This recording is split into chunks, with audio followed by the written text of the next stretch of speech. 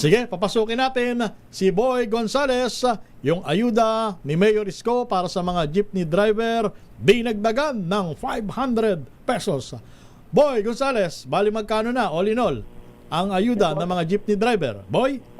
Nung una, 3,000. Naging 3,005. Oo. Ito maas yung diesel ng 15 pesos.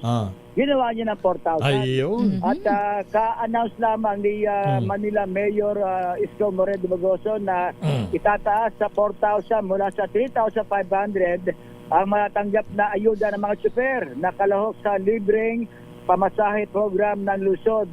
Ayon kay Mayor Isko, ang dagdag ayuda ay tugon sa patuloy na pagtaas ng presyo ng diesel na umabot sa 18 piso na dagdag ngayong Abril 7. Kanina lamang yan, nakita ko yung mga presyo.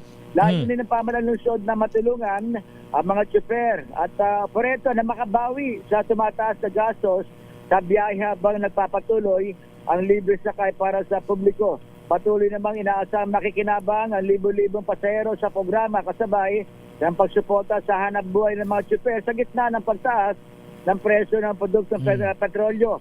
Samantala, patuloy na nakikinabang ang libo-libong pasahero sa programa. Sa datos ng Manila Traffic and Parking Bureau, kahapon, umabot sa 194,325 na pasahero ang natulungan ng libre sakay program kung saan 1,052 jeep ang aktibong bumiyahe upang magsilbi sa publiko. Yan yung update natin na hanggang ngayon ay 4,000 na ang matatanggap na mga driver shipper. Yung kanina, nagaling ako sa may Pretil Tayuman. Yung dahing Pretil Tayuman na Romel Jackie. Ay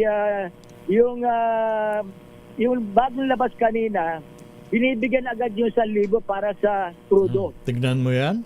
At pagkatapos ng biyahe nila, bibigyan na yung kakulangan sa operator at sa shopper. Dahil sa sabi nga kanina, ay talagang malaking tulong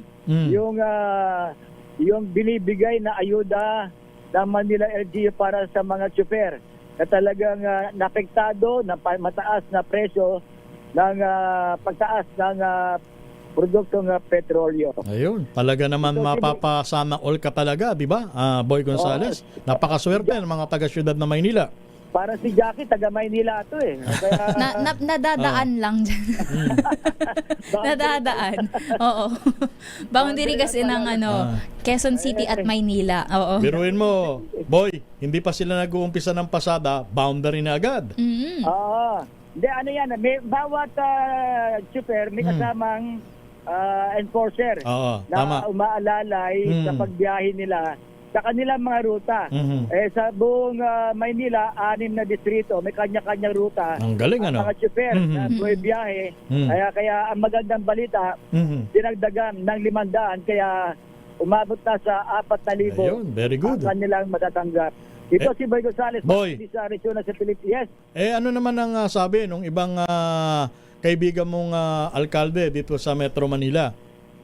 Baka naman. Sabi ng mga residente nila, Bekenemen. Sabi ng mga residente.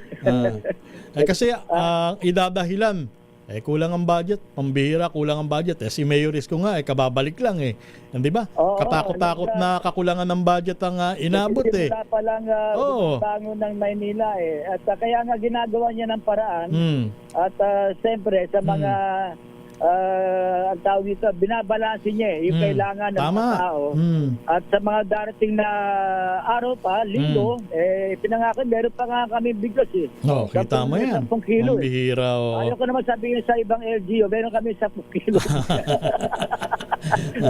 Hindi lang sana kayo tamaan ng, hindi man lang sana kayo mainggit, tamaan kayo ng hiya. Yun ang gusto mo sabihin, Boy.